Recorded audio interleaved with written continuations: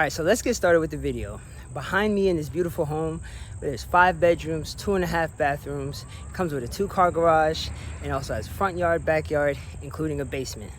All right, has big 14,400 square foot total lot size. All right, plenty of space on this property, plenty of space. All right, go ahead, hit the like button, subscribe to the channel, hit the notification bell. I hope you enjoy this video, and if you're interested in this home, make sure to reach out to me and my team, the Shore Group, over at Real Long Island.